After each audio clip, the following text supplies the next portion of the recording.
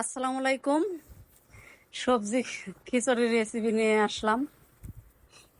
তো সবজি খিচুড়ি আসলে রান্না অনেকেই করতে পারে না, আমিও পারতাম না, তবে শিখেছি। তো প্রথম রান্না করেও কিন্তু অনেক মজা হয়েছে, আমি ভাবতেই পারিনি এত মজা হবে। প্রথমে আমি কড়াইয়ে পেঁয়াজ, দারচিনি, সাদা এলাচ, তেলের ভিতর কিন্তু সব কিছু দিয়েছি, একটু জিরাও দিয়েছি। তো জিরাটা দিলে আর কি আপনার একটা ঘ্রাণ আসে অনেক সুন্দর। তো অনেকে মাখি চাকিয়ে রান্না করে, তো আমি নিজের বুদ্ধিতে আর কি এরকম ভাবে আর কি রান্না করছি। তো জিরাটা দিয়ে তারপরে আপনার রসুনটা তো অবশ্যই বেশি দিবেন, কারণ খিচুড়ির স্বাদ তো রসুনেই হয়, সবাই জানে। আমরা মেয়ে মানুষ, এগুলো আমরা সবাই এগুলো জানি। তো একটু বেশি ভাজতে হবে না, আদা ভাজা করে আমি তার ভিতরে হলুদ গুঁড়া দিলাম, ধনের গুঁড়া দিয়ে, হলুদটা তেলের ভিতরে দিলে কালারটা সুন্দর হয়, তাই সবসময় আমি হলুদ গুঁড়াটা আমিও তেলের ভিতরেই দিই।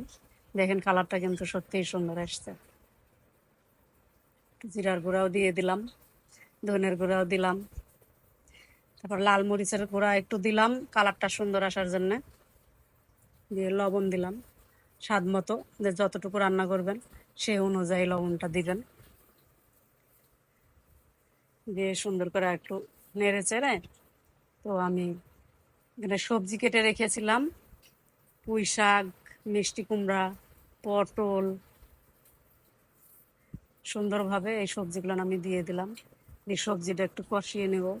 পেঁপেও দিয়েছি। তো আপনার ঘরে যা যা সবজি থাকবে আপনি সবই দিতে পারেন, তো আমি এইগুলো নিয়ে দিয়েছি। দিয়ে সবজিটা একটু কষিয়ে নিচ্ছি। আর আগে থেকে ডালটা আমি ধুয়ে রেখেছি, পানিটা ঝরিয়ে নিয়েছি।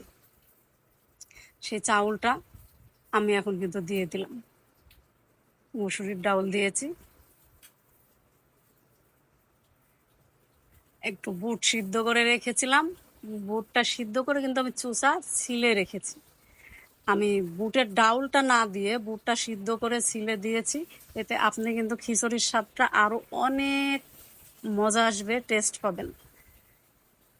তো বুটটা সিদ্ধ করে নিয়েছিলে এর ভেতরে দিয়ে দিলাম, দিয়ে দেখেন আমি কিন্তু কষাচ্ছি। সুন্দর করে একটু কষিয়ে নিয়ে আপনার দেখেন সুন্দর করে কষাচ্ছি। কষালে একটু কষিয়ে নিলে ভালো হয়, খিচুড়ির স্বাদটা একটু আসে, ভালো আসে। তো আমি কিন্তু গরম পানি করে রেখেছি, এখানে ঠান্ডা পানি দেওয়া যাবে না, গরম পানি দিতে হবে। তো কষানি হয়ে গেলে আমি দেখেন সুন্দর করে কষানো হয়ে গেছে, তো আমি এখন গরম পানিটাই কিন্তু দিয়ে দিলাম। আমার কড়াই কিন্তু ভর্তি হয়ে গেছে, আসলে অনেক মজার খিচুড়ি তো, তাই একটু বেশি করে রান্না করলাম। কড়াই কিন্তু ভরে গেছে, তো আস্তে আস্তে আর কি ফুটতে ঠিক হয়ে যাবে। আর খেতে কিন্তু অসম্ভব মজা হয়েছিল, আমি আসলে ভাবতেই পারি নাই। দেখেন কালারটাও দেখছেন এত সুন্দর হয়েছে। আপনারা অবশ্যই কিন্তু একবার এরকম করে রান্না করে খেয়ে দেখবেন, ভীষণ ভালো লাগে।